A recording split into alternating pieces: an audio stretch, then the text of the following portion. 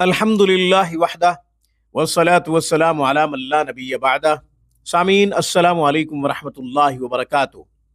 سامعین، آج شوگر کے مریضوں کے لیے ایک قرآنی علاج آپ کو بتاتے ہیں۔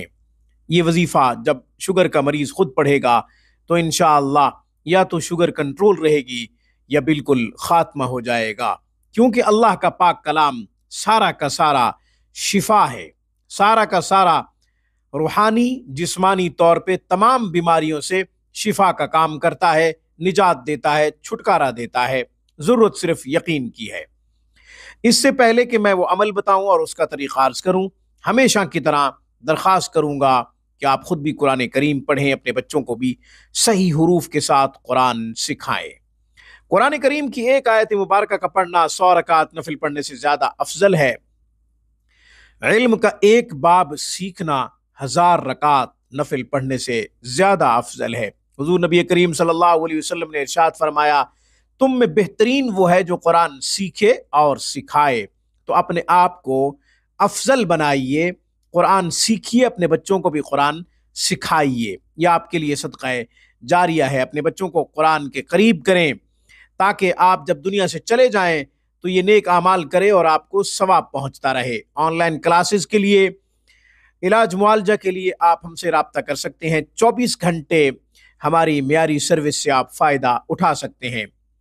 شروع میں عرض کیا ہے کہ شوگر کے مریضوں کے لیے ایک قرآنی علاج بتاؤں گا، ایک قرآنی وظیفہ بتاؤں گا۔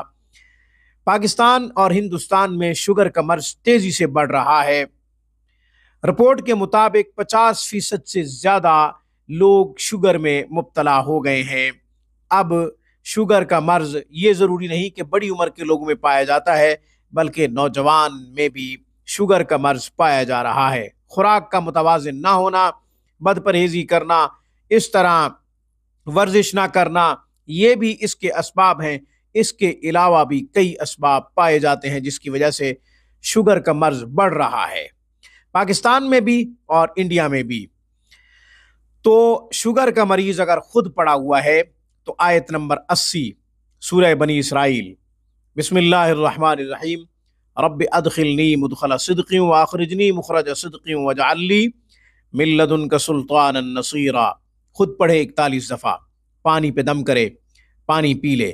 یہ عمل روزانہ کرے، صبح کر لے، مغرب کے بعد کر لے، عشاء کے بعد کر لے، خود کرے یہ عمل۔